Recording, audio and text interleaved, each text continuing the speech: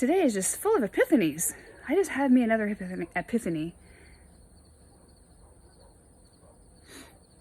I am dealing with the law of attraction. As an energetic stigmatic, I feel energy, so therefore I can study it. I don't know if you like the sun there. It's pretty. I study energy on an intense, subconscious, invisible level, being able to be who I am. And I'm in touch with my guides and my angels and ETs and everything that is of unconditional love that wants to get me to a higher vibration. And I get higher guidance of when I make a decision, what it does to the energy. And then I change course depending on if I like that decision or not. So I work with the law of attraction. And this is what one of the books that I'm writing is on. It's kind of like the law of attraction on a intimate level. I mean, every kind of thought and every kind of everything you could possibly think. The ins, the outs, the whys, the wheres, everything.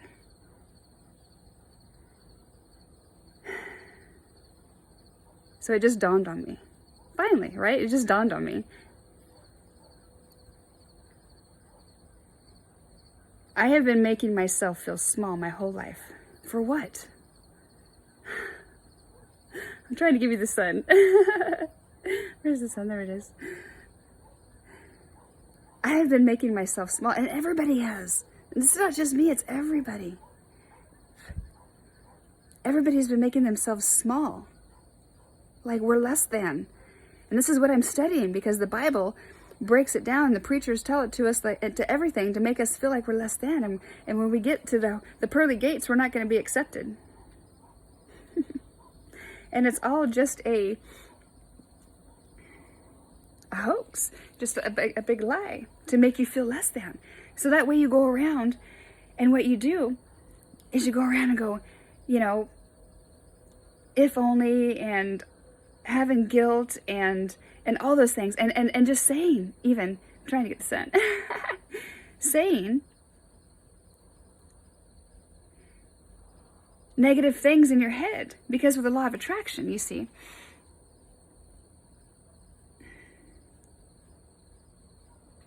You are what you say, and every word and every thought is a spell. It's awesome. But not awesome if you're telling yourself bad thoughts and bad things. Then you're manifesting bad things. So if you are telling yourself all the time that you're not good enough, and you're not worthy of good things and everything else. I've been outside, we're digging all day. Then guess what? The law of attraction is that the universal laws are going to send you people, places, and things that are going to make you feel like poop. It's just the way it is. There's the sun. Yay.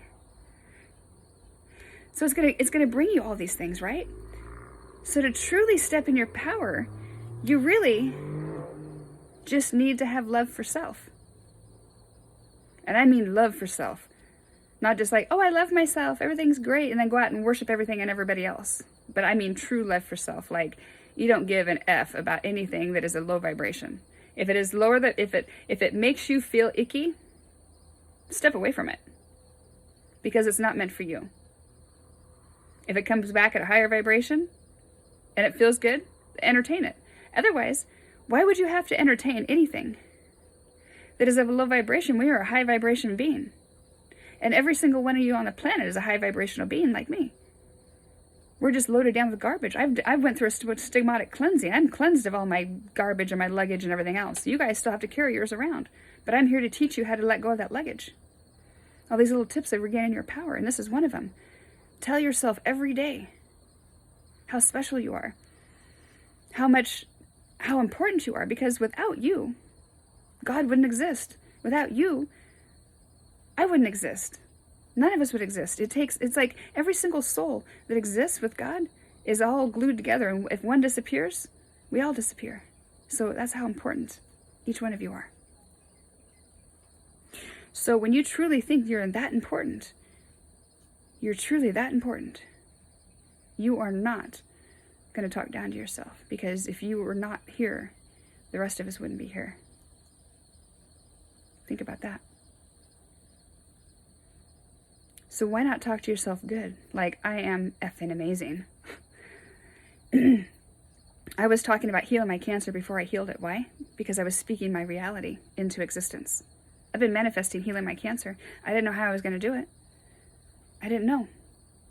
But I manifested it because I spoke it into my existence. Even though it was masticizing and growing inside of me, I was still speaking it, telling everybody, it's healing. I'm healing it. I'm healing it. And I knew I was healing it. And even though it was growing and growing, and then all of a sudden I found the cure. 40 days later, one tumor's gone. I manifested it because I spoke it into existence. If I would have had pity for myself and said, I'm dying of cancer, I got cancer, or given up, and went and got chemo, or had a double mastectomy because it's in the lymph, and had to go through all that stuff, I wouldn't have half the knowledge. I wouldn't have a quarter of the knowledge that I have in my head. If I did the chemo would have taken it all from me. All the knowledge that I'm getting ready to spread out. I took the chance, and I said no to a rapid growing cancer because I have knowledge in me that needs to get out to you. And lucky for spirit. And I even told the nurse, she's like, you can kill yourself. And I said, honestly, the knowledge that I have inside of me is worth putting in a book and at least getting it out. Because if it doesn't get out, then it dies with me. And if I get chemo, it dies with me. And she goes, you're willing to kill yourself for that information? I said, yes. I said, is that important? People just don't know it yet. So I refused chemo to give this information to you. That is how important this information is that I speak about. I sacrificed, put my life on the line for you.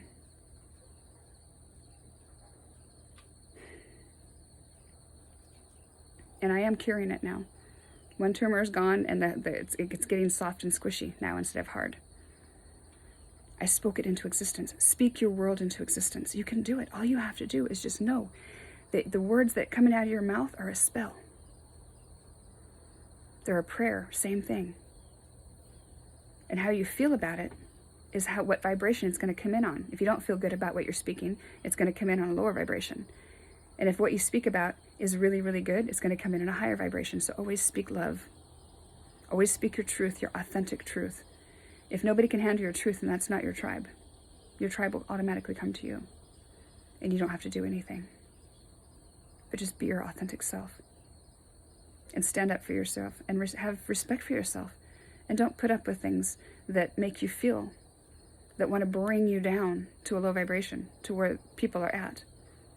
And if it takes you getting away from everybody, then do that for a while. Detox. And don't be afraid of being alone. Being alone. I've been alone 3 years in this house doing this. I'm just now getting to know myself because I was so muddled with people's shit.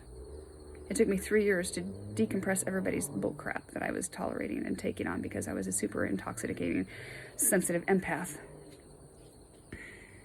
And so because of that, I was taking on everybody's. And I didn't know how to get rid of it, so it was poisoning my body. The more I took on, the more it was poisoning my body. People need to know when you're empathic, you take on people's energies, and you need to know how to get rid of that. Very important. A lot of the things that we don't know about subconsciously that I'm going to talk about are very, very important. I thought that was very interesting.